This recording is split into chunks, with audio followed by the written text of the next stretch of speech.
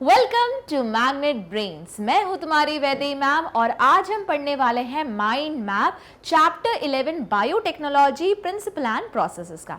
कहाँ पे? इसी चैनल पे जिसका नाम है मैग्नेट ब्रेन्स, जहां आपको कंटेंट मिलता है इंग्लिश में भी, हिंदी में भी, वो भी फ्री, किंडरगार्टन से लेके ग्रेड 12 तक का। तो चलो ज्यादा टाइम वेस्ट नहीं करते, क्या करोगे, एक A4 साइज का पेपर लो, पूरा ब्लैंक पेपर लो, पेन उठाओ और मेरे साथ ड्रॉ करते चलो, ठीक है। अलग अलग पेन्स का कलर यूज कर सकते हो क्योंकि तुमको ये वाली जो चीज है आखिरी में 1 या 2 पेज में मैक्सिमम हर चीज क्या हो जानी चाहिए, पूरा चैप्टर जो है वो 1 या 2 पेज में आ जाना चाहिए। तो ये है तुम्हारे फाइनल नोट्स, ठीक है। तो चलो फर्स्ट देखते हैं स्लाइड क्या बोल रही है।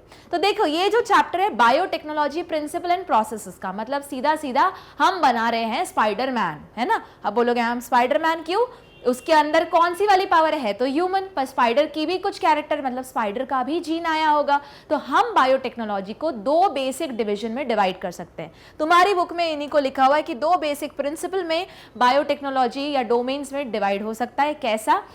पहले वाले को बोलते हैं जेनेटिक इंजीनियरिंग, जिसमें क्या आता है बेसिकली तुम्हारा, हम बोल सकते हैं ये पूरा यहां तक, ठीक है। तो ये सब किस में आएगा? जेनेटिक इंजीनियरिंग में आएगा, ठीक है।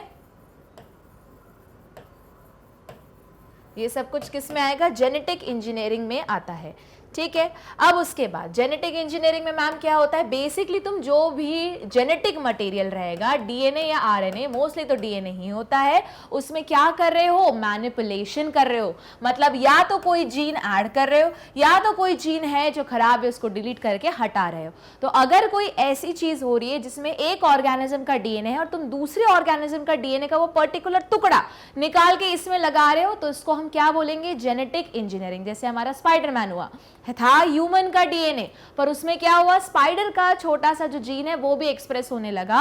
अब वो मूवी में दिखा है, पर एक्चुअली भी हम ऐसे कर सकते हैं, ऐसा कुछ ये नहीं है, ठीक है। पर वापस उसके लिए परमिशन चाहिए, अलाउ, एथिकली वो सही है कि नहीं, ठीक है। अब दूसरा कौन सा आता है जो आखिरी वाला है, उसको बोलते हैं बायो प्रोसेस। अब बायो प्रोसेस मतलब क्या हुआ मैम? अरे इतना सारा जो तुमने बना लिया, रिकॉम्बिनेंट डीएनए बना लिया। अब रिकॉम्बिनेंट डीएनए मतलब वो क्या कोड करेगा? कोई प्रोटीन ही तो बनाएगा ना। अब वो प्रोटीन खुद को एक्सप्रेस करेगा। जब इसी प्रोटीन को तुम बल्क लेवल में बना रहे हो तो उसको क्या बोलेंगे हम? Bio process engineering. तो बायो प्रोसेस में क्या आता है कि हम वो प्रोडक्ट को ऑब्टेन कैसे कर रहे हैं, बड़े लेवल पे, इंडस्ट्रियल लेवल पे बना कैसे रहे, फिर उसकी पैकेजिंग कैसे कर रहे हैं। तो पैकेजिंग के पहले आएगा फिल्ट्रेशन, प्रिपरेशन, पैकेजिंग, ये सारी चीज, इसमें क्लिनिकल ट्रायल भी आते हैं।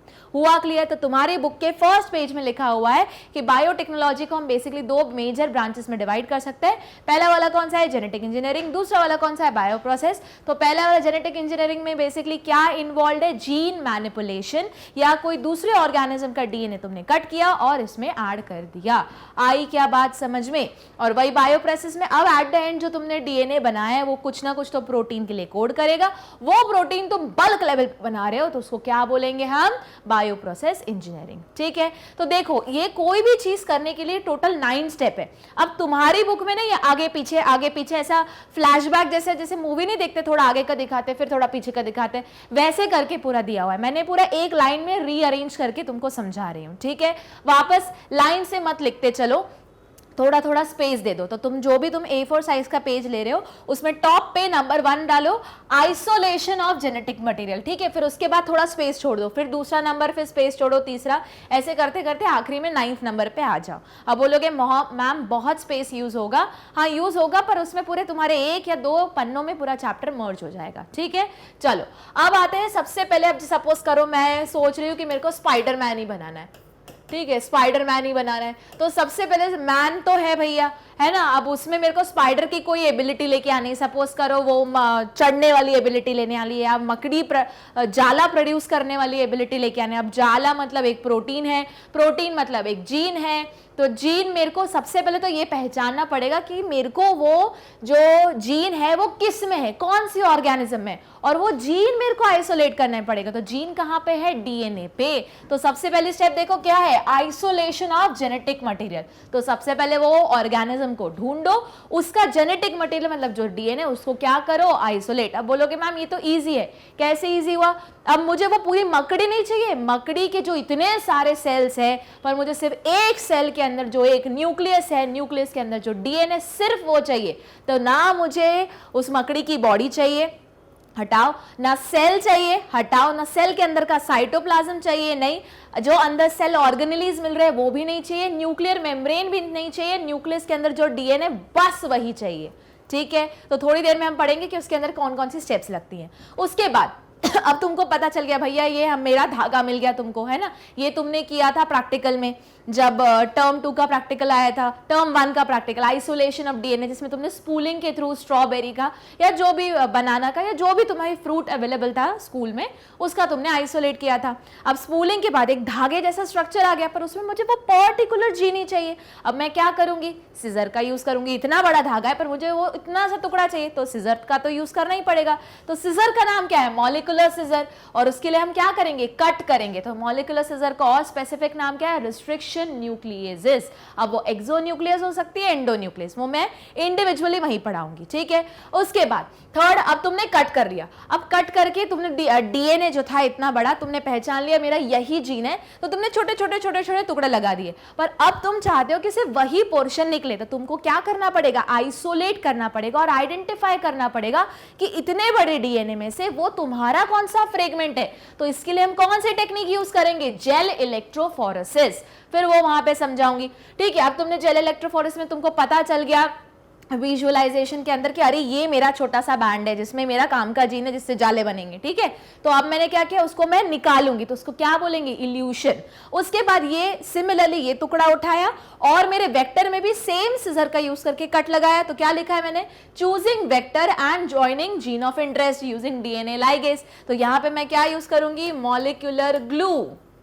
ठीक है, तो सेम चीज मैंने यूज की और मतलब सेम मॉलिक्यूलर सिजर से जिसमें मैंने अपने जीन ऑफ इंटरेस्ट में कट लगाया था, सेम जीन ऑफ इंटरेस्ट का यूज करके, सेम मॉलिक्यूलर सिजर का यूज करके मैं अपने वेक्टर पहले चूज कर लिया कि हाँ भैया यही वेक्टर चाहिए। अब वेक्टर कौन हुआ, वो मलेरिया वाला वेक्टर, मच्छर और मक्खी पे मत आना, ये कौन सा वेक्टर है, ये वो वेक्टर है जो मेरा जीन ऑफ इंटरेस्ट लेके जाएगा मेरे होस्ट ऑर्गेनिज्म में।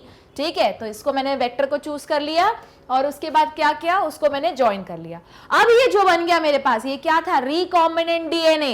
तो इस रिकॉम्बिनेंट डीएनए मेरे पास इतनू सा है। अब मैं एक्सपेरिमेंट करने जाऊंगी, हो सकता है मेरे कुछ एक्सपेरिमेंट फेल हो जाए, लॉस हो जाए, खराब हो जाए, इसलिए मुझे इतनू से डीएनए को मेरे को बल्क में अपने पास बना के रखना पड़ेगा। तो बल्क में बनाना है मतलब क्या, एम्पलीफाई करना है, मल्टीपल कॉपीज बनानी है। तो कौन सी टेक्नोलॉजी यूज करूंगी मैं, पीसीआर।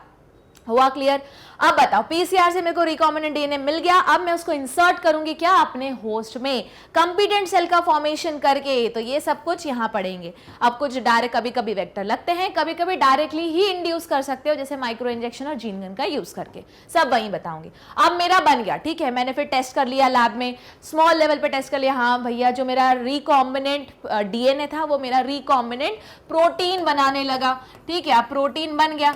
अब प्रोटीन को ही मेरे को लार्ज स्केल में बल्क लेवल पे बनाना है, पर मुझे ये देखना पड़ेगा, मुझे अपनी मेथड को स्टैंडर्डाइज करना पड़ेगा। मतलब मैं ये देखना पड़ेगा कि बल्क लेवल पे जब मैं बना रही हूँ तो कितना टेम्परेचर, कितना पीएच, कितना सॉल्ट, कितना न्यूट्रिशन, कितने विटामिन, कितने मिनरल डलने चाहिए। ठीक है, तो यही सब कौन करेगा मेरे लिए, बायो रिएक्टर। दो टाइप के बायो रिएक्टर दिए तुम्हारे बुक में, हम स्टडी करेंगे। और आखिरी में जब सब हो गया, मेरा प्रोडक्ट भी आ गया, अरे भैया इस प्रोडक्ट का करोगे क्या, तुम फिल्टर करोगे, प्यूरिफाई करो, पैकेज करोगे। ठीक है, उसकी शेल्फ लाइफ बढ़ाने के लिए कुछ स्टेप्स उठाओगे और साथ में क्लिनिकल ट्रायल पे जाएगा, वो एनिमल ट्रायल पे जाएगा, एंड में ह्यूमन ट्रायल पे जाएगा और फिर मार्केट में आ जाएगा। आई क्या बात समझ में। तो इन्हीं स्टेप में हमको पढ़ना है। तुम्हारी बुक में आगे पीछे करके दिया हुआ है, तो अब इतना अगर कंफ्यूजन हो रहा है, बार बार वही चीज क्यों दी हुई है, मत चिंता करो, इसी सीक्वेंस में पढ़ेंगे एक एक करके। ठीक है, तो चलो अगले स्लाइड पे मूव करते हैं। अब मैं क्या समझा रही हूँ, पहली वाली स्टेप। तो क्या है पहली वाली स्टेप, वही आइसोलेशन ऑफ जेनेटिक मटेरियल। तो वापस वही, बायोटेक्नोलॉजी कितने में डिवाइडेड है, दो में डिवाइडेड है। पहली है तुम्हारी जेनेटिक इंजीनियरिंग, दूसरी है बायो प्रोसेस इंजीनियरिंग। तो जेनेटिक इंजीनियरिंग में कहां तक आएगा, पूरा ये पॉइंट 1 से लेके पॉइंट 9 तक तुमने बना लिया, बस बायो रिएक्टर को छोड़ के लैब लेवल पे बना लिया, तुमने रिकॉम्बिनेंट प्रोटीन को ऑब्टेन कर लिया, ये आया पूरा तुम्हारा जेनेटिक इंजीनियरिंग में। उसी चीज को बल्क लेवल पे कर रहे हो तो उसको हम क्या बोलेंगे, बायो प्रोसेस इंजीनियरिंग, जिसमें बायो रिएक्टर्स आया और डाउनस्ट्रीमिंग प्रोसेस आई।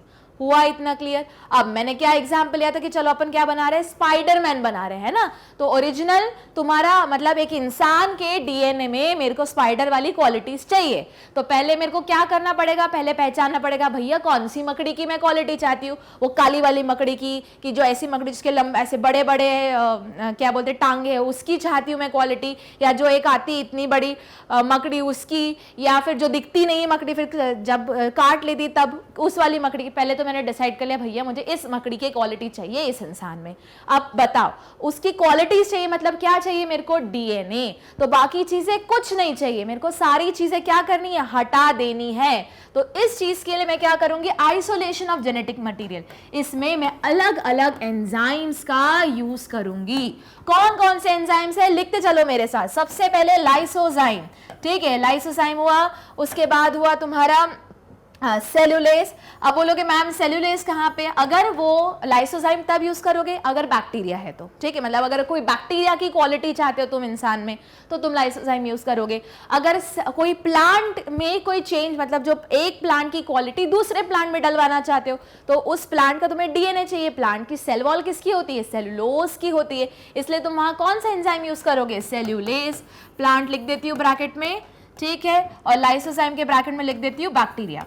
अभी मैं बना रही हूँ कौन सा, मैं स्पाइडरमैन बना रही हूँ, है ना, तो मतलब मुझे एक एनिमल की क्वालिटी चाहिए एक दूसरे एनिमल में, ह्यूमन भी तो एनिमल ही है, पर सपोज करो मुझे एक ऐसा पौधा चाहिए था जो मतलब ऐसा हो कि पोमैटो, है ना, पोमैटो तुमने सुना होगा, ये भी रिकॉम्बिनेंट ट्रांसजेनिक प्लांट है, दिखता है तुमको आलू जैसे, टेस्ट करोगे तो टमाटर जैसे टेस्ट करेगा। तो बेसिकली क्या हुआ वहां पे कि आलू का डीएनए और टमाटर के डीएनए को उन्होंने मर्ज मार डाल दिया, तभी तो नाम है उसका पोमैटो, ठीक है, पोटैटो और टोमेटो का मर्जर। बोलोगे छी मैम कैसा लगेगा, हाँ जैसा भी लगेगा, ठीक है। तो देखो, तो उसके लिए मैं क्या यूज करूंगी, मुझे सेल वॉल डाइजेस्ट करवानी पड़ेगी, तो प्लांट की सेल वॉल किसकी होती है, सेलुलोज की, तो कौन सा एंजाइम यूज करेंगे हम, सेलुलेज यूज करेंगे, ठीक है। और बैक्टीरिया के लिए कौन सा यूज करेंगे हम, लाइसोजाइम यूज करेंगे। फिर हम अगर कोई फंगस का हम चाहते हैं कोई कैरेक्टर आ जाए या, तो हम क्या यूज करेंगे, फंगस की सेल वॉल किसकी बनी रहती है, काइटिन की बनी रहती है, तो तुम क्या यूज करोगे, काइटिनेज। लिखो जरा ब्रैकेट में फंगस के लिए, ठीक है, फंजाई के लिए लिख लिया। अब लिखो जरा तुम अगर कोई प्रोटीन हटाना है तुमको, ठीक है, तो प्रोटीन हटाना है तो क्या यूज करोगे, प्रोटीएज। देखो ये वाला कहीं एंजाइम हमने पिछले वाले चैप्टर में भी यूज किया था, माइक्रोब्स इन ह्यूमन वेलफेयर में, जब हम ड्रिंक्स बना रहे थे। कौन सी ड्रिंक्स मैम, अरे एप्पी जूस तुम्हारा, उसके बाद माजा, फ्रूटी, ये सब चीजें बना रहे थे। तो मैंने बोला था घर के जूस में और मार्केट के जूस में बहुत जमीन आसमान का अंतर होता है। क्यों, घर के जूस में तुमको वो सारा मटेरियल भी मिलेगा, पर बाहर के जूस में ये एंजाइम्स डाल के सारे मटेरियल को हटा दिया जाता है, पेक्टिनेज का यूज करते हैं, प्रोटीएज का यूज करते हैं। याद आया, तो यहां भी मेरे को सपोज करो, अब सब ये स्पाइडर वाले ले लेते हैं, तो उसमें प्रोटीन का भी बना हुआ था, है ना, तो मुझे प्रोटीन्स नहीं चाहिए, तो मैं क्या यूज करूंगी, प्रोटीएज एंजाइम। अब सपोज करो वहां पे आरएनए भी घूम रहा है, ठीक है, मुझे आरएनए भी नहीं चाहिए, मेरे को तो सिर्फ डीएनए चाहिए भैया, तो मैं क्या यूज करूंगी, राइबो न्यूक्लियेज। मतलब एक ऐसा एंजाइम जो आरएनए को क्या करेगा, डाइजेस्ट करेगा। हुआ इतना क्लियर। उसके बाद अब सारी चीजें बोलोगे मैम हमने टेस्ट ट्यूब में सबसे पहले ये वाला भी तुमने किया था, याद करो जो प्रैक्टिकल कर रहे थे, सबसे पहले मैकेनिकल क्रशिंग करते हो, है ना, मोटर और पेसल में जाके ऐसे ऐसे ऐसे मैकेनिकली तोड़ते हो उन सेल्स को, तो टूट गए, टिश्यू का बन गए सेल, सेल के और टुकड़े हो गए, रप्चर हो गया, ठीक है। अगर नहीं कुछ बचा तो तुम क्या यूज करते थे वहां पे लैब में, जब टर्म 1 का प्रैक्टिकल दिया था तुमने डिटर्जेंट्स यूज किए थे, है ना, तो डिटर्जेंट्स की मदद से सॉल्ट्स ऐड किए थे, उसकी वजह से सेल वॉल टूट गई थी। अब सेल वॉल अगर प्लांट सेल हुआ और अगर अपना नॉर्मल एनिमल सेल है तो सेल वॉल सेल मेम्ब्रेन दोनों टूट गए थे। अब दोनों टूट करके तुम्हारे पूरे जो टेस्ट ट्यूब था उसमें ऐसे मिक्स दिख रहे थे, अभी तक तुम्हें कुछ समझ में नहीं आ रहा था, पर तुम्हें उन सब चीजों में से चाहिए क्या, सिर्फ डीएनए। तो डीएनए को ऑब्टेन करने के लिए तुमने आखिरी वाले स्टेप में क्या ऐड किया था, चिल्ड इथेनॉल। याद आया क्या कुछ, तो सबसे आखिरी में क्या ऐड किया था यहाँ पे, तो इसी के साथ देखो चिल्ड इथेनॉल दिख रहा है, ये ग्रीन कलर का पेन में लिखा हुआ है, दिख रहा है, तो इसको बोलो, इसको क्या ऐड करोगे, चिल्ड इथेनॉल, ठीक है, ओके। तो चिल्ड इथेनॉल जैसे ही ऐड करोगे तुम तुम्हारे मिक्सचर में, टेस्ट ट्यूब में सब टूटा पड़ा है। क्या क्या टूटा है? सेल वॉल टूटी है, अगर सेल वॉल यूज कर रहे हो तो, नहीं तो सेल मेम्ब्रेन या प्लाज्मा मेम्ब्रेन टूटी है, साइटोप्लाज्म भी ऐसे बिखरा पड़ा है, ऑर्गेनेली भी फूट के पड़े, न्यूक्लियर मेम्ब्रेन भी टूटी हुई है, अंदर का डीएनए भी ऐसे यहाँ वहां बह रहा है, सब टूटा फूटा है। पर तुम्हें अभी देख के समझ में नहीं आ रहा कि इसमें मेरे काम का जो डीएनए वो कहाँ घूम रहा है। तो अब मैं चाहती हूँ कि सिर्फ मेरा डीएनए क्या ऊपर आ जाए तैर के, है ना, इनसॉल्युबल बन जाए। तो उसके लिए मैं क्या ऐड करती हूँ? चिल्ड इथेनॉल ऐड करती हूँ। जैसे ही मैंने चिल्ड इथेनॉल उसमें ऐड किया, क्या हुआ? मेरा डीएनए पीपीटी आउट हो गया, प्रेसिपिटेट आउट हो गया, मतलब या तो इनसॉल्युबल बन के ऊपर आ गया।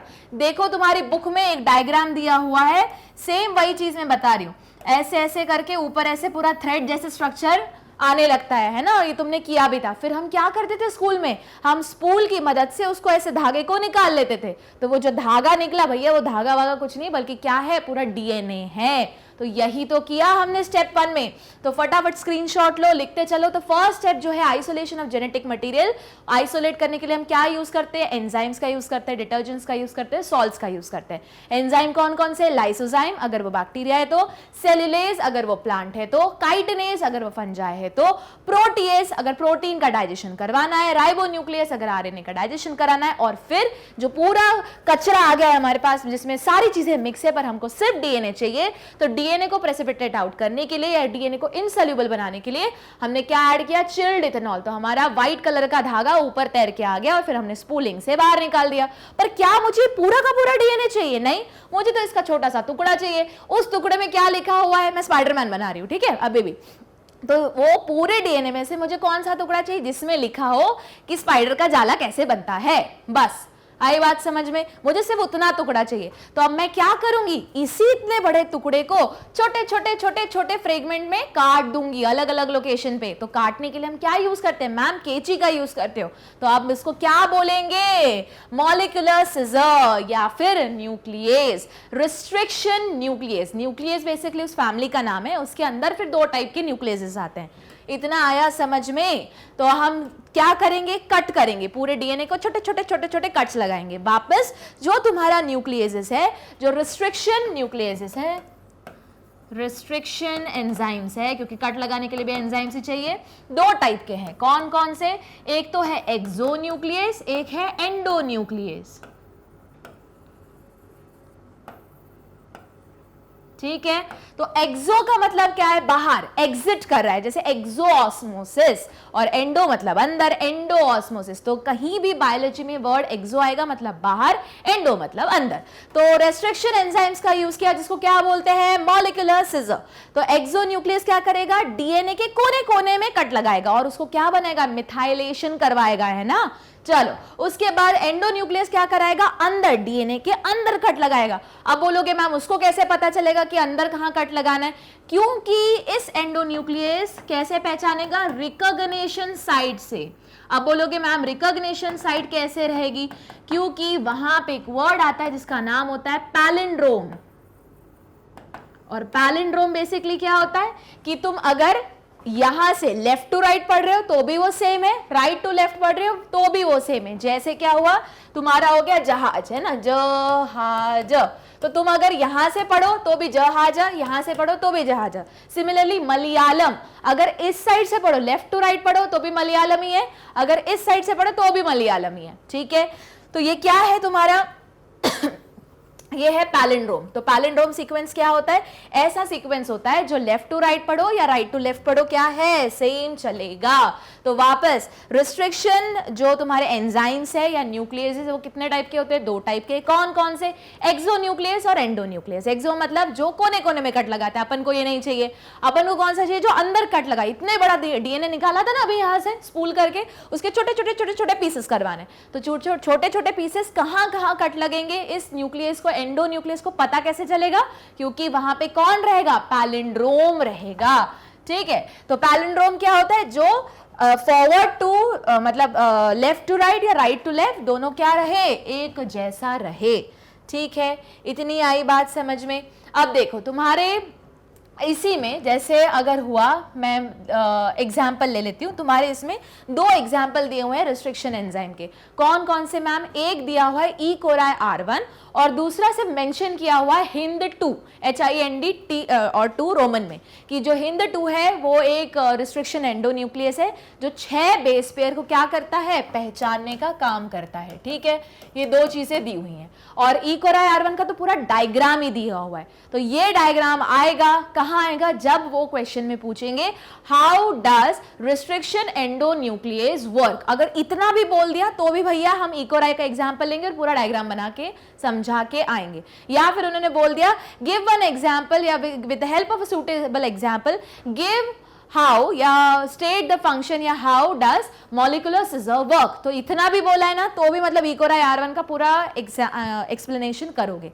तो अब आते हैं इस डायग्राम पे कि कैसे कर रहे हो। तो सबसे पहले तुमको अगर रिकॉम्बिनेंट डीएनए बनाना है, किसका यूज करके? एक सिजर का यूज करके। सिजर का नाम क्या है इस केस में? ई कोराई R1। ठीक है, रिस्ट्रिक्शन एंडोन्यूक्लियस है। अब तो ये ई कोराई R1 जो सिजर है वो क्या है? एक एंडोन्यूक्लियस है मैम।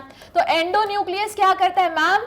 जो डीएनए उसके अंदर कट लगाता है। बहुत बढ़िया। तो वो पहचानता कैसे मैम? पैलिंड्रोम सीक्वेंस से। पैलिंड्रोम सीक्वेंस है। तो इसके लिए पैलिंड्रोम सीक्वेंस क्या है मैम? सीक्वेंस है GAATTC, याद करके जाना है। मतलब अगर मैं यहां से पढ़ूं, अब बोलोगे मैम पर यहां से तो CTTAG है। नहीं, गलत। यहीं आधे बच्चे गड़बड़ कर जाते हैं। भैया डीएनए कैसे होता है? डबल स्ट्रैंडेड होता है। तो अगर मैं डबल स्ट्रैंडेड मान के चल रही हूं तो अगर यहाँ पे GAATTC है तो इसका कॉम्प्लीमेंट्री होगा ना नीचे, मतलब जी का क्या होगा? CTTAAG। ठीक, ये कौन सा एंड है? 5' एंड 3' एंड। वो कौन सा हुआ तुम्हारा? 3' एंड 5' एंड। अब बताओ पढ़ के, यहां से पढ़ोगे तो क्या दिखेगा? GAATTC। उस साइड से पढ़ो तो वापस GAATTC। तो ऐसी चीज जो अगर मैं 5' इंटू 3' एंड पढ़ू या 3' इंटू 5' पढ़ू, दोनों क्या है? मेरे को सेम साउंड कर रहा है। तो ये किसका सीक्वेंस है? ये रिकॉग्निशन सीक्वेंस है मैम। उसको क्या बोलते हैं? पैलिंड्रोम बोलते हैं। किसका है? ये ई कोराई R1 का है। ठीक है, अब ये पहचानने के बाद मैम क्या करेगा? अरे कट लगाएगा, जो पॉइंट नंबर 2 है। कहां कट लगता है? G और A के बीच में कट लगता है, यहां कट लगेगा। ठीक है, आई बात समझ में? अब ये कट कैसे लगेगा? तो यहाँ पे तुम्हारी बुक में एक डायग्राम है, वही डायग्राम हम ड्रॉ करके आएंगे। अब वो डायग्राम थोड़ा कॉम्प्लिकेटेड दिखता है, मैं एकदम सिंपल तरीके से समझाने वाली हूँ। तो चलो स्टार्ट करते हैं। वो डायग्राम समझना। क्या करोगे? वो डायग्राम किसके बीच में मेरे को ये पहले बताओ। ये देखो, ये 2 पॉइंट्स का डिस्कशन है वो डायग्राम। ठीक है, इकट्ठे कैसे? हमने लिखा है cutting gene at specific location. ये तो हमने कट कहाँ लगाए? हमारे जो दूसरे वो मकड़ी में से जो डीएनए निकला है उसमें कट लग रहा है। ठीक है, पर साथ में साइमल्टेनियसली सेम रिस्ट्रिक्शन एंडोन्यूक्लियस का यूज करके कहाँ कट लगता है? हमारे वेक्टर में भी कट लगता है। तो तुम्हारा जो बुक में डायग्राम है वो 2 प्रोसेस एक साथ दिखा रहा है। क्या कर रहा है वो? एक तो तुम्हारे इसमें भी कट लगा, तुम्हारे कौन से जो मकड़ी से तुमने डीएनए लगाया उसमें कट लगाया हुआ दिखा है, और तुम्हारे वेक्टर में भी कट लगा है। फिर दोनों कट लगने के बाद क्या होता है? Overhanging stretch, single stranded DNA या स्टिकी एंड बन जाते हैं दोनों साइड। और ये दोनों क्या रहते हैं? कॉम्प्लीमेंट्री। दोनों कंबाइन होकर डीएनए लाइगेज की मदद से रिकॉम्बिनेंट डीएनए बना लेते हैं। ये चीज दिखाई है तुम्हारे डायग्राम में, वही मैं समझा रही हूँ, पर उसका भी मैं सिर्फ एक साइड का पोर्शन समझा रही हूँ। ठीक है, अभी धीरे धीरे पूरा ही समझाते चलूंगी। तो चलो वापस आते हैं डायग्राम पे। अब डायग्राम कैसे बनाओगे मैम? तो देखो जरा, सबसे पहले तो बना दो भैया एक। अब बोलोगे मैम हमारे पास तो हम कलर्ड पेन यूज नहीं कर सकते, एक ही पेन यूज कर सकते हैं। हाँ पता है मेरे को, चलो उसी से बनाती हूँ। तो ये सपोज तुम, और डायग्राम याद रखना सारे पेंसिल से बनाना। ठीक है, तो चलो तो तुम लोग क्या करो, पहले तो एक ऐसा डबल स्ट्रैंडेड डीएनए बनाओ। ये कौन सा है? तुम्हारा मकड़ी वाला जो इतना लंबा आइसोलेशन में किया था ना, वो डीएनए है। यहाँ पे ये कौन सा डीएनए है मैम? ये वेक्टर वाला डीएनए। वेक्टर कौन है? प्लाज्मिड है। प्लाज्मिड कैसा होता है? Double stranded circular DNA. तो इसलिए मैंने ये डबल स्ट्रैंडेड बनाया। ठीक, अब वापस यहाँ पे क्या लिखो? लिखो यहाँ पे जरा कि ये है तुम्हारा फॉरेन डीएनए। ठीक है, और यही वाला GAATTC, यहाँ पे उसका उल्टा लिख लो CTTGGA। लिखो याद है 5' एंड 3' एंड, और सेम यहाँ पे। अब यहाँ पे भी लिख लो एज इट इज ही, उठा के लिख लो GAATTC। ठीक है, यहाँ लिखो CTTGGA। अब क्या लिखोगे यहाँ पे? ये वेक्टर वाला तुम्हारा डीएनए है। और एक्स्ट्रा क्या मेंशन करोगे? कि ये मेंशन करोगे कि same restriction enzyme, restriction endonuclease जो क्या है तुम्हारा E-coli-1 is used in both, मतलब फॉरेन डीएनए भी ऑल्सो है ना, एंड साथ में एंड वेक्टर डीएनए ऑल्सो, ये मेंशन करना भैया बहुत इंपॉर्टेंट है। फिर एक और लाइन मेंशन करोगे यही लेबलिंग में कि उसका पैलिंड्रोम या रिकॉग्निशन साइट का नाम क्या है, GAATTC, और कट किसके बीच में लगेगा, कट बिटवीन लिखोगे, cut between G and A। हुआ इतना क्लियर। फिर क्या करोगे, पेंसिल ये उठाओ और थोड़ा डार्क कर दोगे उसको। कैसे डार्क करोगे, यहाँ ऐसे ऐसे घिस देना और थोड़ा यहाँ घिस देना, ठीक। अब उसके बाद क्या करोगे, अब वही पेंसिल जो लिए ना उसी के साथ ऐसा लेबल कर दो, ठीक है, यूं और यूं, ठीक। ए को हटा देना। सिमिलरली यहाँ पे ऐसा, और ये जो कट किया है ऐसा, यहां से G को हटा देना, मतलब यहाँ पे, ठीक है। आई क्या बात समझ में, चलो ठीक है। तो अब बन गया, देखो इजी तरीका समझ में आ रहा है। अब क्या करोगे, अगली लाइन ड्रॉ करोगे, ये दोनों हो गया, ऐसे प्लस बना दो और अगली लाइन ड्रॉ कर दो, बस। अब ये जो चीज है, ये जो मैं गोले में मार्क कर रही हूं उसको हटा देना, अगला एज इट इज रखना, बस जो सर्कल में मार्क कर रही हूं उसको अगले वाली स्टेप में मत ड्रॉ करना। और सिमिलरली यहाँ पे इसको हटा देना, इस जी को भी हटा देना साथ में, ठीक है। इतनी चीजें हटा के तुम्हें अगला डायग्राम बनाना है। मतलब मैम आप ऐसा बोल रहे हो, हाँ बिल्कुल ऐसे सही समझ रहे हो। ये बनाया तुमने जी और यहाँ पे CTTGG, ठीक है। और ओके एक मिनट, TT नहीं, यहाँ पे आना चाहिए GTTAAG, ठीक है। तो ये G हटा देना। यहाँ पे तुम क्या हटाओगे, देखो जरा, ये यहाँ पे तुम हटाओगे AG, रुको, C है, G है, AATT, ठीक है, और यहाँ पे C था।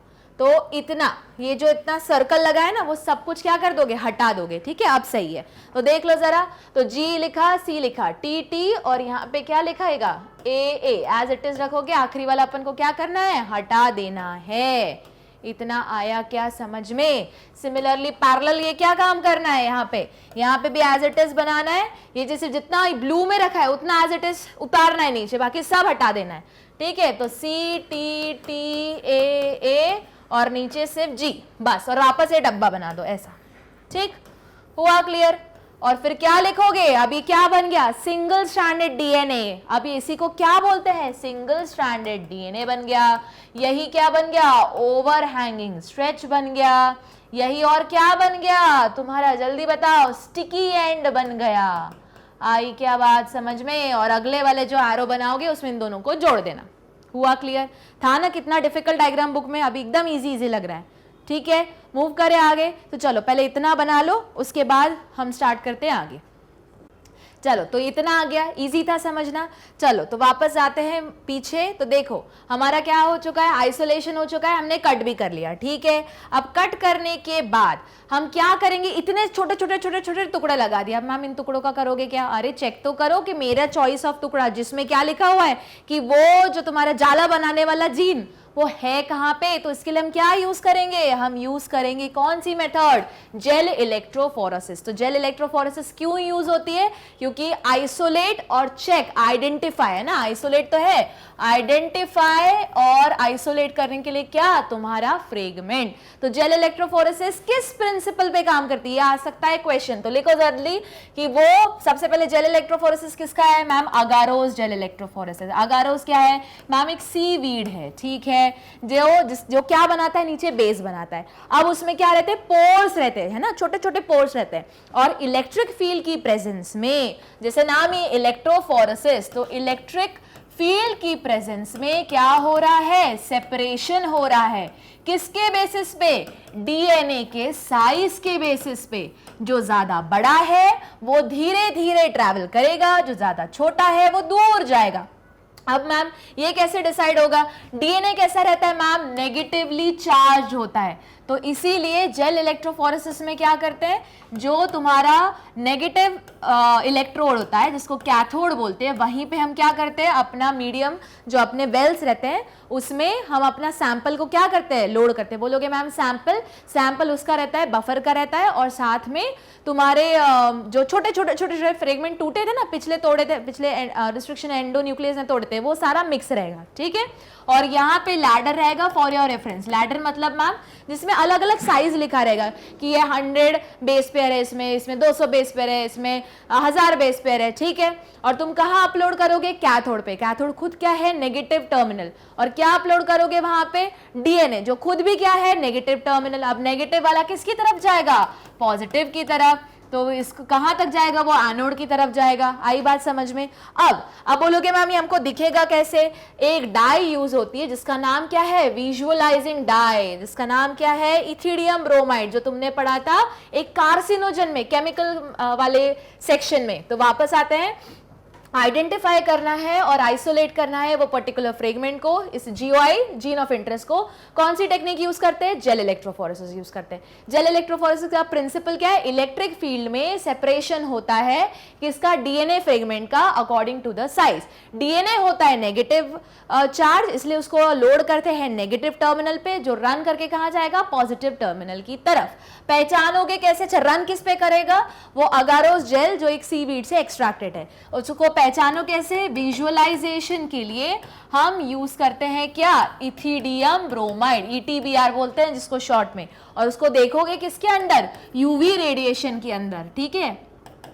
और इथिडियम ब्रोमाइड किस कलर का डाई देगा? एक ऑरेंज कलर का डाई है, ठीक है। तो तुमको दिखने लगेगा, फिर तुम देख के बता दोगे दिखने कैसे लगेगा मैम? ये देखो जरा बताती हूँ।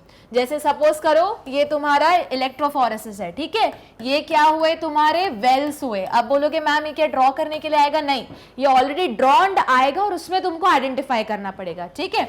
यहाँ पे पहले वाले में क्या अपलोडेड रहेगा? लैडर रहेगी, ठीक है। तो लैडर मतलब क्या बताएगा? अलग अलग साइज बताएगा। यहाँ पे सिंस वेल के पास है तो ये हैवी वाला रहेगा, है ना। तो ये रहेगा 1000 बेस पेयर्स, फिर रहेगा ये सपोज 800 बेस पेयर्स, फिर रहेगा ये 500 बेस पेयर्स, फिर रहेगा 300 बेस पेयर्स। आई क्या कहानी समझ में? और यहाँ पे इन वेल में तुम क्या करोगे? अपना डीएनए सैंपल ऐड करोगे। ये क्या है? तुम्हारा कैथोड है। ये क्या है? तुम्हारा एनोड है। जब इलेक्ट्रिक फील्ड में रन होगा तो छोटे छोटे टुकड़े अलग अलग जगह डिस्ट्रीब्यूट होने लगेंगे। अब सपोज करो मुझे पता था कि जो मेरा चॉइस ऑफ टुकड़ा है वो कितना है? 600 बेस पेयर का है। तो जैसे ही मैंने इसमें स्टेन डाला था, इसको मैंने यूवी लाइट के अंदर रखा, तो ये सारे जो बैंड्स है उनका कलर क्या होने लगा? ऑरेंज कलर आने लगा, है ना। ऑरेंज कलर आने लगा। अभी मैं रेड कलर से ड्रॉ कर रही हूँ, तो ऑरेंज कलर आने लगा। तो मैंने बोला अच्छा ये तो सारे बैंड है, पर मेरे को पता है कि वो वाला जीन जिसमें क्या लिखा हुआ है कि जाली किससे बनते हैं, वो किसमें है? वो कितना वेट का है? 600 बेस पेयर का है, ठीक है।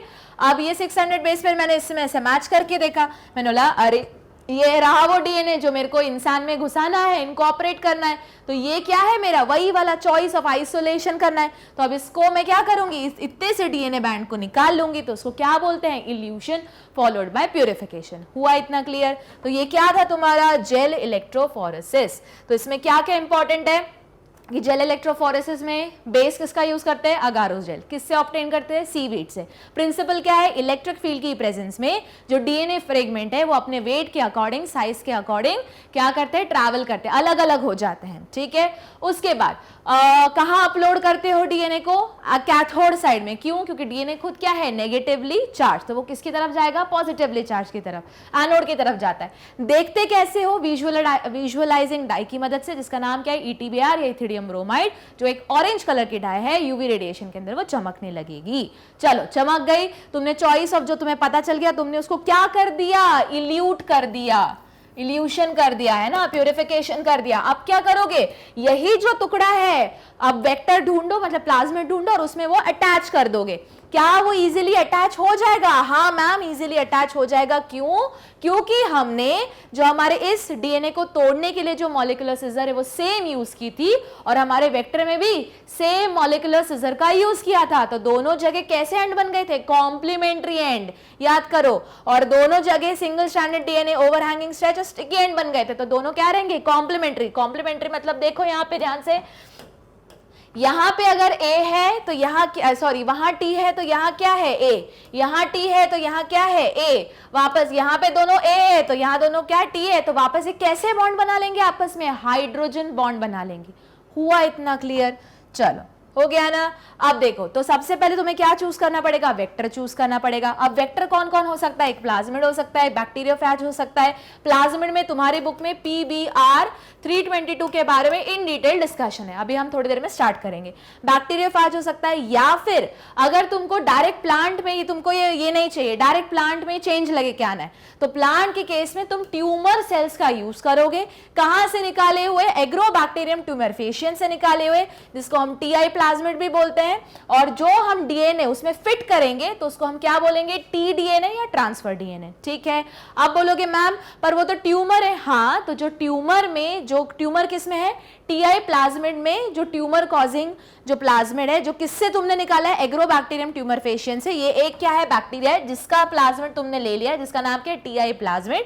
और TI प्लाज्मिड में तुम जिस जगह जो ट्यूमर कॉज कर रहा था वो वाली जगह हमने हटा दी है, और उस जगह पे हम अपना चॉइस ऑफ डीएनए जो इतने मेहनत से कट किया ना, वो जाके फिट करेंगे, तो उसको हम क्या बोलेंगे, TDNA या ट्रांसफर डीएनए। ठीक, और फिर हम प्लाज्मा इंड्यूस करा देंगे, तो हमारा जो कैरेक्टरिस्टिक रिकॉम्बिनेंट प्रोटीन हम बनाना चाहते हैं वो एक्सप्रेस हो जाएगा। हुआ क्या इतना क्लियर? अगर ये चीज हमें एनिमल्स में करानी तो हम क्या यूज करेंगे, कि रेट्रोवायरस यूज करेंगे। जो और कौन सी सेल लाइन यूज करेंगे, कैंसरस सेल लाइन यूज करेंगे। अब बोलोगे मैम ये कैंसरस सेल लाइन है तो ये तो कैंसर कॉज करेगी, नहीं, हमने कैंसर कॉज करने वाली प्रॉपर्टी हटा दी है, जैसे हमने ट्यूमर कॉज करने वाली प्रॉपर्टी को हटा दिया था। हुआ इतना क्लियर? तो अब देखते हैं कि PBr 322 का हमको क्या इन डिटेल पढ़ना है। तो कभी भी कोई वेक्टर चूज करते हो तो उसमें टोटल 4 चीजें तो होनी ही चाहिए। कौन सी 4 चीजें होनी चाहिए, तो समझो बात को। सबसे पहले हम जो 4 चीजें पढ़ने वाले हैं उनमें से पहली चीज आती है ORI। ORI मतलब, अब इसका डायग्राम भी क्या है, इंपॉर्टेंट। तो वापस प्लाज्मिड क्या होता है, एक्स्ट्रा सर्कुलर डीएनए, तो सर्कुलर बना दिया।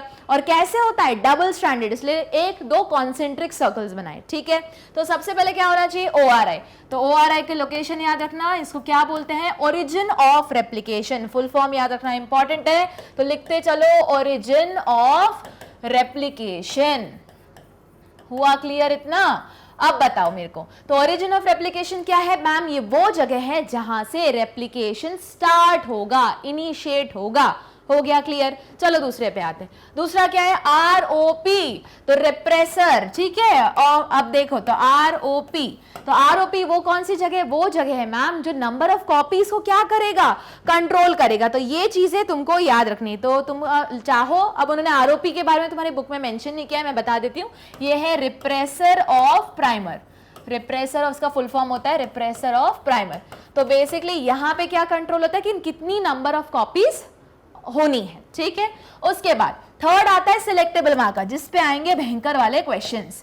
तो देखो सिलेक्टेबल मार्कर्स, अब selectable marker first time isolate किसने किए थे, 2 साइंटिस्ट थे, Stanley Cohen and Herbert Boyer ने। ये याद रखना है, जिसके लिए उनको मतलब उनका बहुत बड़ा कंट्रीब्यूशन है। ठीक है, उसके बाद अब सिलेक्टेबल मार्कर हम 2 तरीके से यूज कर सकते हैं। कौन सा, या तो हम एक एंटीबायोटिक्स ले लें, या तो हम क्रोमोजेनिक सब्सटेंस ले लें। अगर हम एंटीबायोटिक्स ले रहे तो इस पर्टिकुलर PBr 322 में 2 एंटीबायोटिक्स हैं रेजिस्टेंट। कौन से, पहला वाला है एम्पीसिलिन, तो AMPR ऊपर लिखते हैं, और दूसरा वाले को बोलते हैं टेट्रासाइक्लिन, TET और R ऊपर लिखते हैं। ठीक है, तुम्हारी बुक में 4 के बारे में मेंशन है, कौन कौन से लिखे हुए हैं, एम्पीसिलिन, टेट्रासाइक्लिन, कैनामाइसिन, क्लोरमफेनिकॉल। ये चारों के चारों क्या है, तुम्हारे एंटीबायोटिक रेजिस्टेंट जीन है। अब क्यों यूज कर रहे हो एंटीबायोटिक रेजिस्टेंट जीन, ये क्वेश्चन आ सकता है। तो इसलिए यूज करते हैं मैम, क्योंकि हमको क्या करना, आइडेंटिफाई करना और एलिमिनेट करना है कि हमारा ट्रांसफॉर्मेंट और नॉन ट्रांसफॉर्मेंट सेल कौन सा है। मतलब हम क्या करेंगे कि अपना जो जीन ऑफ इंटरेस्ट है वो तो ऐड करेंगे इसमें, पर उसको आइडेंटिफाई करने के लिए, मतलब आइडेंटिफिकेशन इजी हो जाए, तो एक हम एंटीबायोटिक रेजिस्टेंट जीन भी ऐड करेंगे। जैसे ही हम फिर उसको ऐड करके होस्ट में डालेंगे, मतलब ई कोलाई में डालेंगे और उसको कल्चर करवाएंगे, और जब हम उसमें एम्पेसिलिन केमिकल डाल देंगे और एक प्लेट में डाल देंगे, अब उसमें कुछ बैक्टीरिया रहेंगे जिसमें क्या रहेगा, एम्पेसिलिन रेजिस्टेंट जीन होगा, तो वो सर्वाइव कर जाएगा। तो हमको ये पता चल जाएगा, अरे चॉइस ऑफ जीन जीन जिसमें है उसमें क्या है, उसमें रेजिस्टेंट पावर भी है। तो ये समझ में आएगा सिलेक्ट करने के लिए, स्क्रीन करने के लिए, है ना। तो ये क्वेश्चन आ सकता है कि बताओ रीजन क्या है कि एम्पेसिलिन एंटीबायोटिक रेजिस्टेंट जीन का यूज कर रहे हैं या सिलेक्टेबल मार्कर का यूज करने का पीछे का रीजन बताओ। तो तुम क्या लिखोगे सिलेक्टेबल मार्कर को यूज करने का reason? For screening, identifying and for screening, identifying between transformants and non transformants। ठीक है, इतना लिख के आना पड़ेगा तब जाके मार्क्स मिलेंगे। अब वापस इसमें ये लेबलिंग, मैं ये चीज मिटा रही हूँ क्योंकि मुझे और बहुत सारी चीजें लेबल करनी है। तो लिख लो जरा कि हम सिलेक्टेबल मार्कर का यूज क्यों करते हैं, क्योंकि हमको क्या करना है, आइसोलेट करना है, स्क्रीन करना है, आइडेंटिफाई करना है कि कौन से वाले इसमें मेरा जीन ऑफ इंटरेस्ट गया है और कौन से वाले इसमें नहीं गया है। हुआ क्लियर? इसके लिए दो तरीके हैं, या तो एंटीबायोटिक जीन यूज कर लो, पर ये थोड़ा कॉम्प्लिकेट हो जाता है क्योंकि साइमल्टेनियस प्लेटिंग करनी पड़ती है, मतलब साथ साथ प्लेटिंग करनी पड़ेगी। हर इसमें अलग अलग एंटीबायोटिक देखना पड़ेगा कि कौन सा जिंदा रह गया, कौन सा मर गया। फिर जो जिंदा रह गया, अरे वो मेरा चॉइस ऑफ बैक्टीरिया था जिसमें मेरा जीन ऑफ इंटरेस्ट गया था, ठीक है। और जो मर गया, मतलब इस तरह थोड़ा कॉम्प्लिकेटेड प्रोसेस हो जाती। दूसरा तरीका क्या होता है कि अगर मैं पिगमेंट, कलर यूजिंग इंड्यूस करने वाला पिगमेंट यूज कर दूं, उसको क्या बोलते हैं, क्रोमोजेनिक जीन। ठीक है, तो पहले तो ये समझ लेते हैं कि पीवीआर 322 में कौन से हैं, दो हैं, एम्पेसिलिन और टेट्रासाइक्लिन। यही सीक्वेंस याद रखना है। यही सीक्वेंस क्या हो जाएगा, गायब हो जाएगा, है ना। ABCD करके लेबल्ड मिलेगा, तुमको आइडेंटिफाई करना पड़ेगा और रीजन बताना पड़ेगा। ठीक, अब उसके बाद एम्पेसिलिन और टेट्रासाइक्लिन हो गया। अब आते हैं तुम्हारे, अच्छा तो एक और चीज है, अभी थोड़ी देर में स्टार्ट करूंगी। और दूसरा क्या है, क्रोमोजेनिक जीन। तो वो क्या है, बीटा गैलेक्टोसाइडेज। तो अब यहाँ पे जैसे एम्पेसिलिन टेट्रासाइक्लिन है, तो दूसरे कुछ प्लाज्मिड में क्रोमोजेनिक जीन भी होते हैं, मतलब जो कलर देते हैं। तो नॉर्मल में उनका साइट का नाम क्या रहता है, बीटा गैलेक्टोसाइडेज। तो वो एक पर्टिकुलर कंडीशन के अंदर ब्लू कलर की कॉलोनीज देते हैं जब बीटा गैलेक्टोसाइडेज होता है। पर अगर जिस जगह पे बीटा गैलेक्टोसाइडेज है, अगर उसी जगह पे तुमने अपना जीन ऑफ इंटरेस्ट डाल दिया, तो क्या ये जीन ऑफ इंटरेस्ट क्या बीटा गैलेक्टोसाइडेज काम करेगा? नहीं। इसी को बोलेंगे इंसर्शनल इनएक्टिवेशन।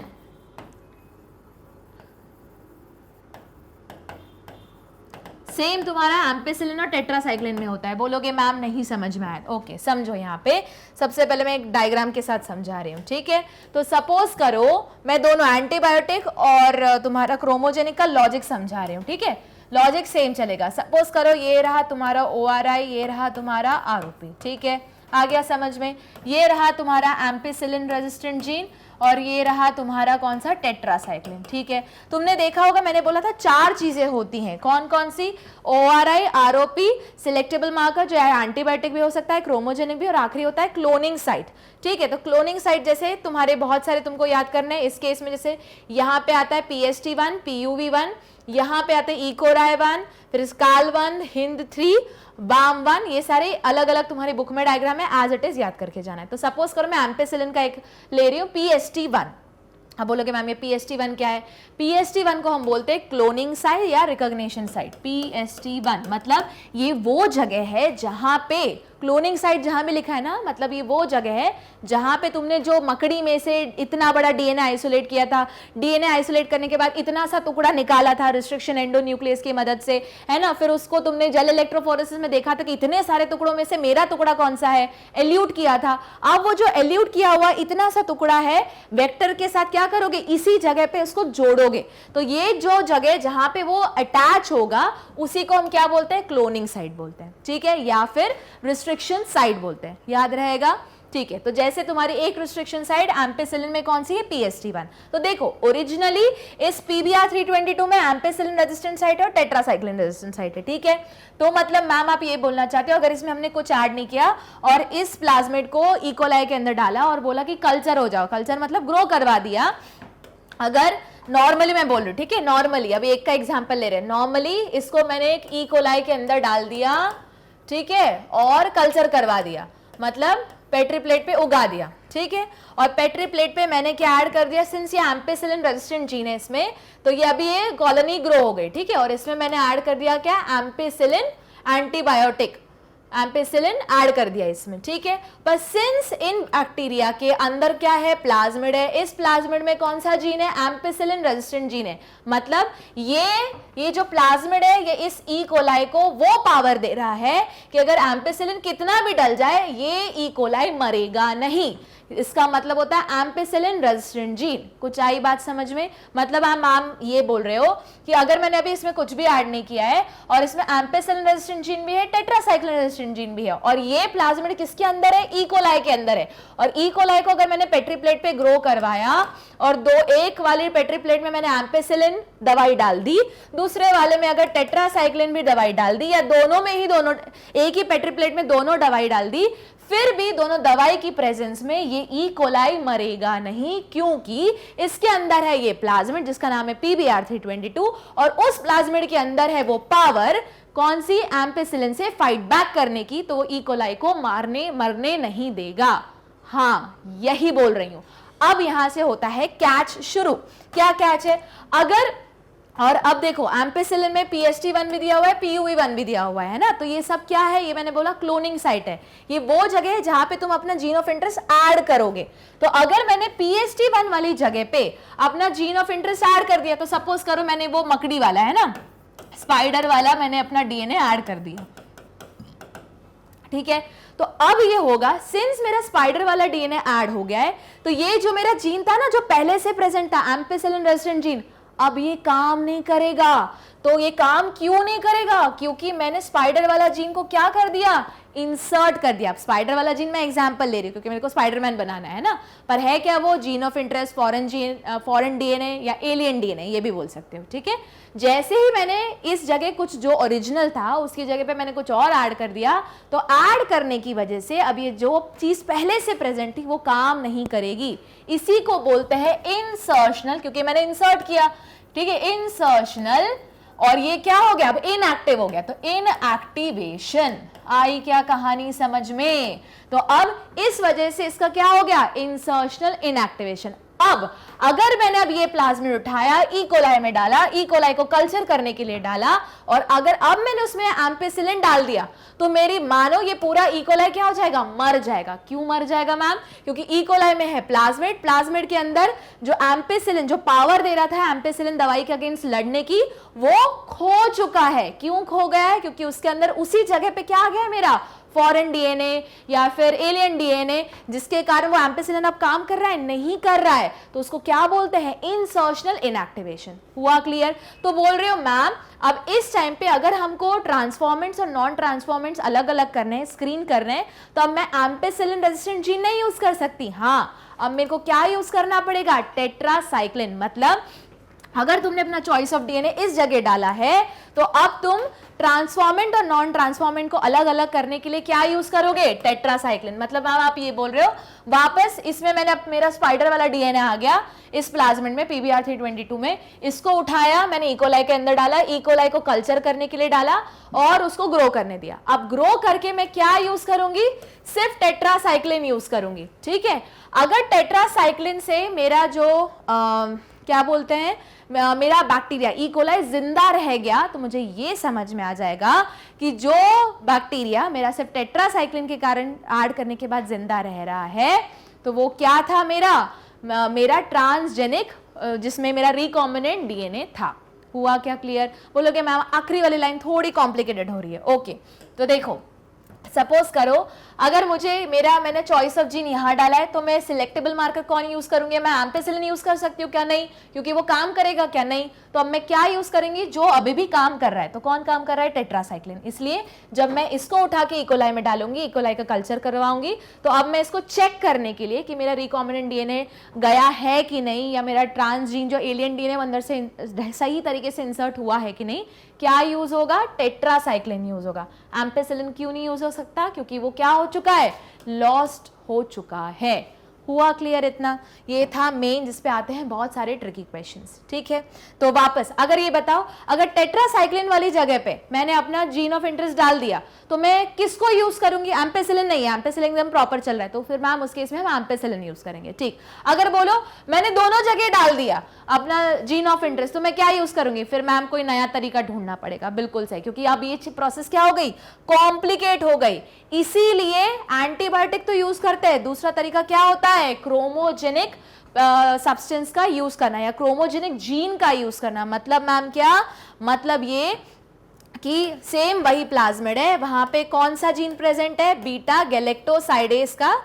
लैक्टोसाइडेज का जीन प्रेजेंट है, ठीक है। ये जीन जब वापस इकोलाई में जाता है और इकोलाई का कल्चर करता है तो ये कौन सा कलर देता है? ब्लू कलर की कॉलोनीज देता है, ठीक है।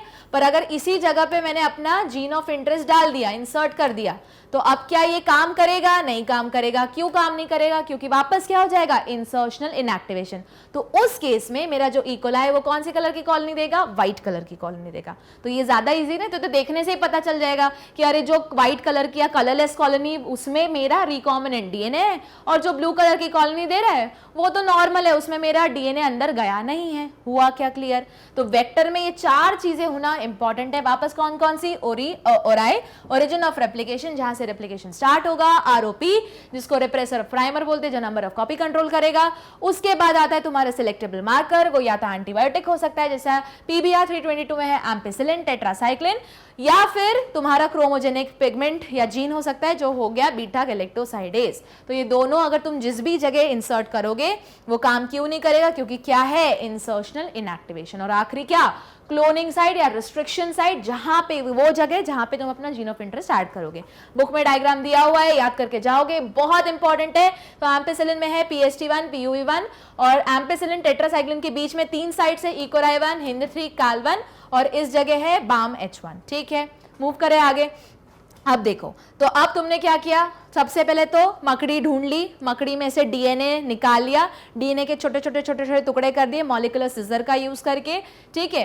फिर उसको हमने इलेक्ट्रोफोरेसिस करके वो पर्टिकुलर वो टुकड़ा निकाल लिया। अब ये टुकड़ा अभी के लिए साइड में रख लिया, वेक्टर चूज कर लिया, इसके अकॉर्डिंग वेक्टर में वापस कट लगाया, किसकी मदद से? सेम मॉलिक्यूलर सिजर का यूज करके कट लगा के ये जो टुकड़ा है इसके रिस्ट्रिक्शन साइड या क्लोनिंग साइड में ऐड कर लिया। ऐड किसकी मदद से किया? वे तो वैसे खुद ही ऐड हो जाएगा, क्योंकि क्या है वो? कॉम्प्लीमेंट्री है, स्टिकी एंड्स है। ये देखो ये वाला डायग्राम, ठीक है, कॉम्प्लीमेंट्री है, single stranded DNA, sticky ends है, ओवरहैंगिंग स्ट्रेच है, तो वो वैसे ही खुद जुड़ जाएगा। और थोड़ा बहुत जो नहीं जुड़ पाया वो किसकी मदद से होगा? डीएनए लाइगेज की मदद से वो जुड़ जाएगा। कौन सा बॉन्ड बना लेगा? हाइड्रोजन बॉन्ड बना लेगा, ठीक है। अब ये क्या हुआ मेरा? Recombinant DNA. इसको मैं क्या बोलूंगी? Recombinant DNA. इतनी मुश्किल से ऑब्टेन हुआ है, वो भी इतनू सा है, अभी एक्सपेरिमेंट बहुत बाकी है। तो अब इतनू से रिकॉम्बिनेंट डीएनए की क्या करनी है मेरे को? मल्टीपल कॉपीज बनानी है। तो मल्टीपल कॉपीज कैसे बनेंगी? पीसीआर टेक्निक से, जो क्या है? एक इन विट्रो टेक्निक है। आई क्या बात समझ में? तो इसमें क्या होता है? सबसे पहले पीसीआर का फुल फॉर्म इंपॉर्टेंट है, इसका भी डायग्राम इंपॉर्टेंट है, तो है पॉलीमरेज चेन रिएक्शन, ठीक है। अब क्या होता है? 3 स्टेप में मैम डिवाइडेड है। पहले तो इतनू सा मेरा डबल स्ट्रैंडेड डीएनए, चलो बना दो भैया, ये है हमारा मैम डबल स्ट्रैंडेड डीएनए, ठीक है। तो डबल स्ट्रैंडेड डीएनए को सबसे पहले किसमें? अब मेरे को इसकी मल्टीपल कॉपी बनानी, मतलब मेरे को कौन सी बेसिकली प्रोसेस लगानी है? रेप्लिकेशन करवाना है, ठीक है। तो रेप्लिकेशन की फर्स्ट स्टेप, भैया ये डबल स्ट्रैंडेड डीएनए को सिंगल स्ट्रैंडेड में तो करो। तो पहली स्टेप का नाम क्या है? डीनेचुरेशन। तो डीनेचुरेशन किसकी मदद से होगा? High temperature 92-95 degree Celsius. बस हो गए, सारे बॉन्ड्स टूट गए। कौन से? शुगर फॉस्फेट बॉन्ड टूट गए। ये आ गया तुम्हारा सिंगल स्ट्रैंडेड में, ठीक है।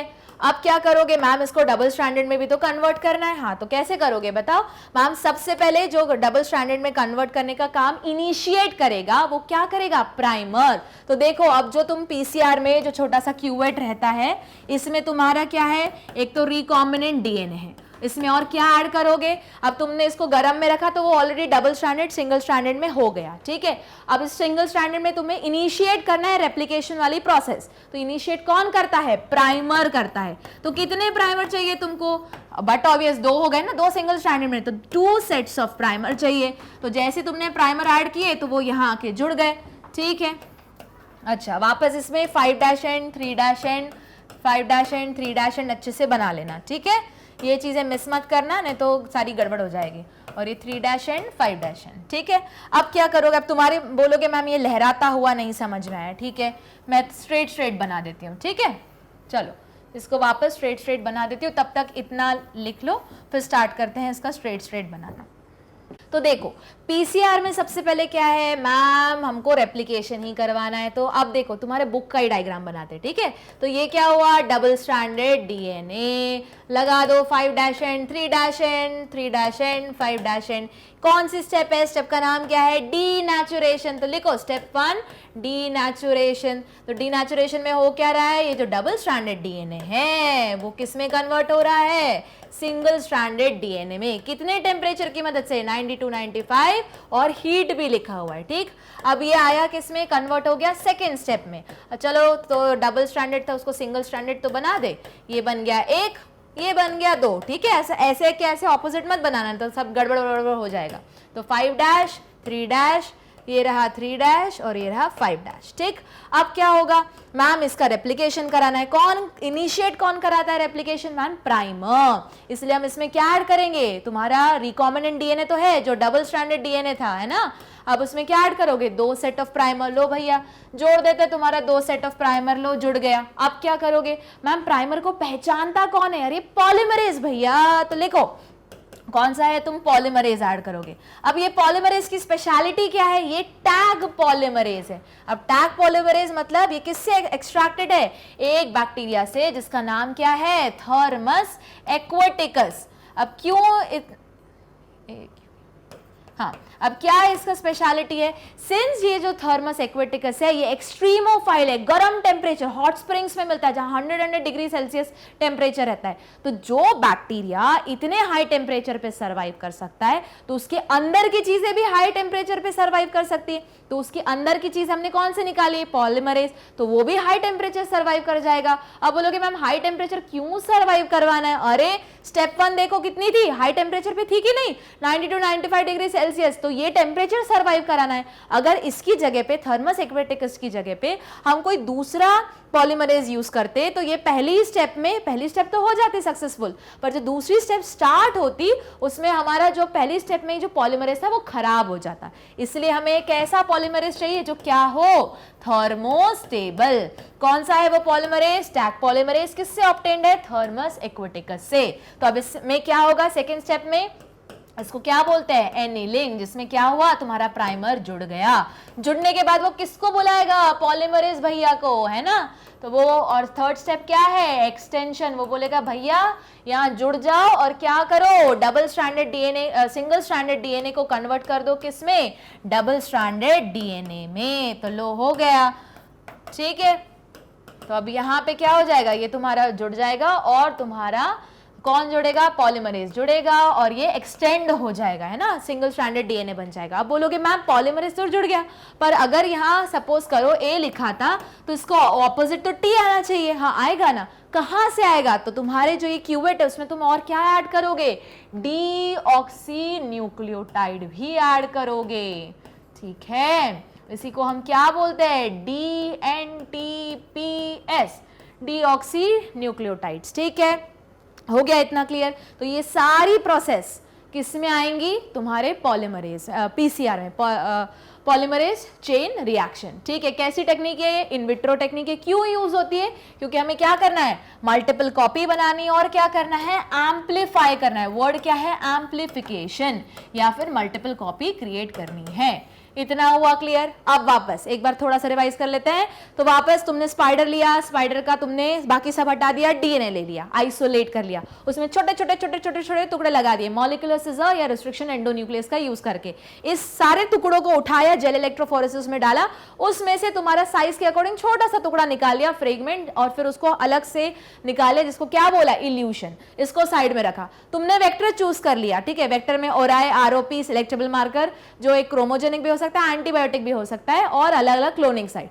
उसमें से एक क्लोनिंग साइट सिलेक्ट की, ये जो टुकड़ा है ये यहाँ पे जोड़ दिया। तो ये टुकड़ा सेम रिस्ट्रिक्शन, सेम सिजर से काटा हुआ था, इसलिए यहां भी बना था ओवरहैंगिंग स्ट्रेच या स्टिकी एंड्स। या फिर single stranded DNA, similarly vector में भी बना था, जो वेक्टर जो डबल स्ट्रैंडेड डीएनए होता है सर्कुलर, जो प्लाज्मिड है तुम्हारा, उसमें भी थोड़ा सा पोर्शन क्या बन गया था, single stranded DNA, overhanging stretch या स्टिकी एंड। जैसे ही तुम दोनों पास में लेके आए, दोनों क्या थे, कॉम्प्लीमेंट्री, एकदम फटाफट जुड़ गए।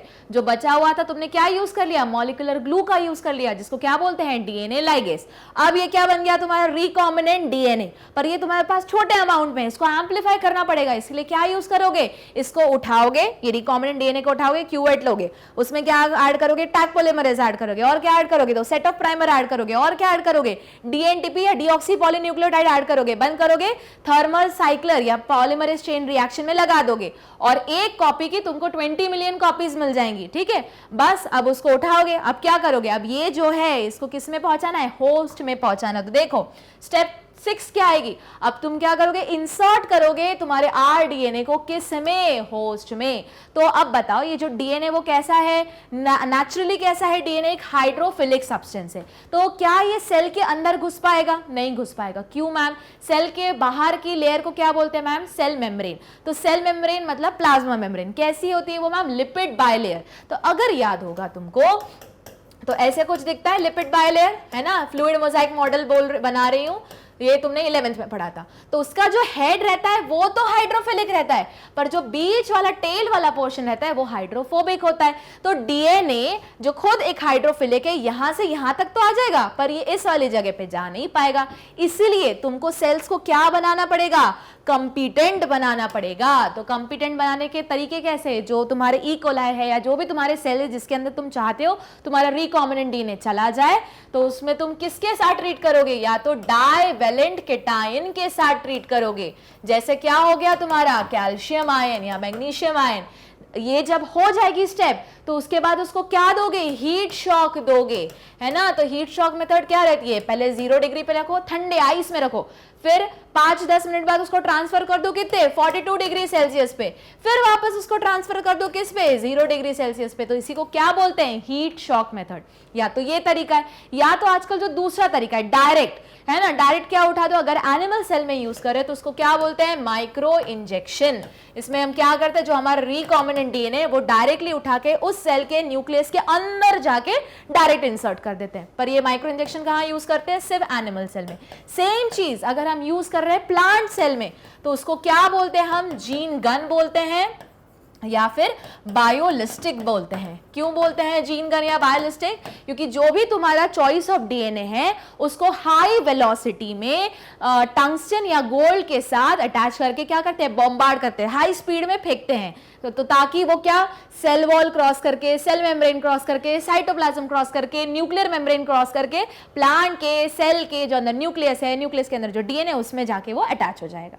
हो गया क्लियर। तो ये क्या बन गया तुम्हारा इंसर्शन हो गया है, रिकॉम्बिनेंट डीएनए तुम्हारे होस्ट तक पहुंच गया है। अब क्या करना है, बस अब सारी कंडीशन मेंटेन करनी है, ऑप्टिमम पीएच है कि नहीं, टेम्परेचर है कि नहीं, सारी चीजें मेंटेन करके क्या करना है, इसी को पहले स्टैंडर्डाइज करना है प्रोसीजर को। तो देखो अब क्या करोगे तुम, पहले तो इस सब चीजों को लैब में उगा के देखोगे, स्मॉल लेवल पे लैब में देखोगे कि क्या तुम्हारा रिकॉम्बिनेंट जो तुमने जीन डाला था, जो डीएनए के थ्रू डाला था, उससे तुम्हारा रिकॉम्बिनेंट प्रोटीन ऑब्टेन हो रहा है कि नहीं, और अगर हो रहा है तो कितना पीएच चाहिए, कितना टेम्परेचर चाहिए, कितना न्यूट्रिएंट चाहिए, सारी चीजें स्टेबलाइज है कि नहीं। फिर उसको क्या करोगे, बल्क लेवल पे प्रोड्यूस करना स्टार्ट करोगे। तो बल्क लेवल पे करोगे तो क्या बोलते हैं उसको, बायोरिएक्टर्स। तो बायोरिएक्टर क्या है, कुछ नहीं मैम, एक कंटेनर है, वापस डब्बा ही है वो, है ना, कंटेनर, जिसमें तुम optimum pH, optimum temperature, substrate, oxygen, mineral, salts, nutrient, सारी चीजें क्या कर रहे हो, मेंटेन कर रहे हो। तो लिखते चलो,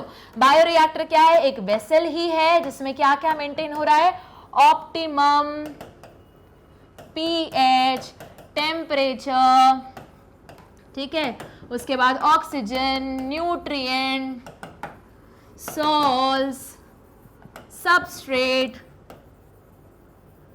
मिनरल्स, और साथ साथ में तुम्हारा प्रोडक्ट क्या है, बनता अगर जा रहा है तो उसको तुम साथ में रिमूव भी करते जा रहे हो, प्रोडक्ट रिमूव भी हो रहा है, और नया सबस्ट्रेट या मीडियम ऐड भी होता चल रहा है, मीडियम ऐड भी हो रहा है। ताकि तुम्हारा जो माइक्रोब्स उगा हुआ है उस कंटेनर में वो कौन से स्टेज में रहे, वो अपने लैग फेज या फिर एक्सपोनेंशियल ग्रोथ में रहे, ग्रोथ फेज में रहे। हुआ क्लियर इतना? चलो आगे बढ़ते हैं। तो ये सब कुछ था तुम्हारा बायोरिएक्टर। बायोरिएक्टर से याद आया क्या, तुम्हारी बुक में डायग्राम है बायोरिएक्टर के, तो हमको वैसे ही याद करें। अब हमने जो सिर्फ सब कुछ बोला, तो क्या बोला हमने, अच्छा स्टर टाइप बायोरिएक्टर पे ज्यादा क्वेश्चंस आ सकते हैं, ठीक है। तो सबसे हमने क्या बोला मैम, एक कंटेनर, एक डब्बा है, चलो वापस अच्छे से बना देते हैं, ठीक है। तो क्या है बायोरिएक्टर मैम, एक डब्बा है, एक कंटेनर है, चलो बंद कर दिया, हो गया कंटेनर मैम, जिसमें पीएच कंट्रोल हो रहा है। तो चलो एक आउटलेट बना दिया, हमने लिख दिया पीएच कंट्रोल। कंट्रोल कैसे होता है, बाय एडिंग एसिड या फिर बेस। दूसरा तुमने क्या बोला मैम, टेम्परेचर, तो चलो एक और टेम्परेचर का भी बना देते, तो टेम्परेचर कंट्रोल, ठीक है। अब बताओ क्या बोल रहे हो, तो मैम पीएच हो गया, टेम्परेचर हो गया, सबस्ट्रेट या मीडियम, तो मीडियम तो यहाँ रहेगा, मीडियम, और यहाँ घूमता रहेगा, तो ये पूरा मीडियम पूरा स्टर होता रहेगा। तो स्टर करने के लिए क्या चाहिए, ब्लेड्स चाहिए। चलो ये हमने ब्लेड्स बना दिए, तो इसकी मदद से क्या होगा, ये स्टर होता रहेगा, तो ये बन गई तुम्हारी ब्लेड्स या फैंस, ठीक है, जिसकी मदद से ये तुम्हारा सबस्ट्रेट क्या है, पूरा मिक्स होता रहेगा, ठीक है। अब बताओ मैम, जब ये रिएक्शन होगा तो हमें ऑक्सीजन भी चाहिए, तो ऑक्सीजन ऑक्सीजन के फॉर्म में नहीं, एयर के फॉर्म में आएगी, तो ये हो गया तुम्हारा क्या, स्टेराइल एयर। लो अच्छा, इसको ब्लेड्स को, रोटर को कितनी स्पीड में घूमना है, तो एक पंप होगा यहाँ पे, तो ये हो गया तुम्हारा pump, pressure pump. Similar air, ये तो ऊपर से गई, नीचे से भी जाना है, तो यहाँ से भी स्टेराइल एयर चली गई, ठीक है। अब बताओ मैम, ये रिएक्शन हो रहा है तो फोम भी बनेगा, झाग भी बनेगा, हाँ, तो उसको फोम रिमूवर भी लगाना पड़ेगा, तो लिखो एक और फोम रिमूवर। लो हो गया, सारी चीजें मेंशन हो गई जो जो चाहिए थी, ठीक है। अब क्या बचा, यही तो है तुम्हारा स्टर, टैंक, रिएक्टर। दूसरा वाला क्या था मैम, जहां पे हम ऑक्सीजन यूज करते हैं, तो बस एज इट इज था, वहां पे ये चीज नहीं है, वहां पे सिर्फ ऑक्सीजन मॉलिक्यूल डाले हुए हैं, ठीक है। तो वापस अब इसमें बायोरिएक्टर में स्टर टैंक बायोरिएक्टर का डायग्राम बनाने के चांसेस ज्यादा हैं, और जो दूसरा वाला है उसको आइडेंटिफाई करने के चांसेस ज्यादा हैं, ठीक है। चलो अब जब हो गया, बल्क में तुम्हें प्रोडक्ट मिलने लगा, अब क्या करोगे, अरे पैकेजिंग करोगे, प्यूरिफाई करोगे, तो उसी को क्या बोलते हैं, डाउन स्ट्रीमिंग प्रोसेस, जिसमें हम क्या कर रहे हैं, उसको प्यूरिफाई कर रहे हैं, प्यूरिफिकेशन कर रहे हैं ना, पैकेजिंग कर रहे हैं। उसके बाद उसकी शेल्फ लाइफ इंक्रीज रहे, हो सकता है प्रिजर्वेटिव्स भी ऐड कर रहे हों, ठीक है। उसके बाद हम क्या करेंगे, क्लिनिकल ट्रायल भी करेंगे, मतलब मार्केट में आने से पहले वो अलग अलग ट्रायल के थ्रू होते हुए आता है, तो क्लिनिकल ट्रायल होगा, सेपरेशन होगा, उसके बाद प्यूरिफिकेशन होगा, पैकेजिंग होगा, और यहाँ पे तुम्हारा ये चैप्टर होता है खत्म। बस इतना ही लिखना है, ठीक है। तो देखो, तो आ गई बात समझ में, तो इनमें से क्या क्या था, ये सारी चीजें इंपॉर्टेंट थी। तो लाइक शेयर सब्सक्राइब करना नहीं भूलना है, मैग्नेट ब्रेन्स पे बने रहना है, मेरे साथ बने रहना है। मिलेंगे हम अगली क्लास में। अगर कुछ बाई चांस मिस आउट हो गया है तो क्या करोगे, वेबसाइट पे जाओगे, www.magnetbrains.com पे जाओगे, जैसे ही सिलेक्ट करोगे होम पेज आएगा ना, तो वहां पे तो अपना ग्रेड सिलेक्ट करना, क्लास सिलेक्ट करना, और वहां पे सारे लेक्चर्स ऑलरेडी अपलोडेड है, सारे lectures, previous year question, diagram based question, फिर वन शॉट रिवीजन, सारी चीजों का इन डिटेल एक्सप्लेनेशन वहां मिल जाएगा। तो जाओ, पढ़ते रहो, और अगले सेक्शन में मिलेंगे जहां पे हमने अभी जो माइंड मैप पढ़ा है उसी का हम क्या करेंगे, कीवर्ड्स याद करेंगे, ठीक है। तो तब तक बने रहो, पढ़ते रहो एंड स्टडी हार्ड।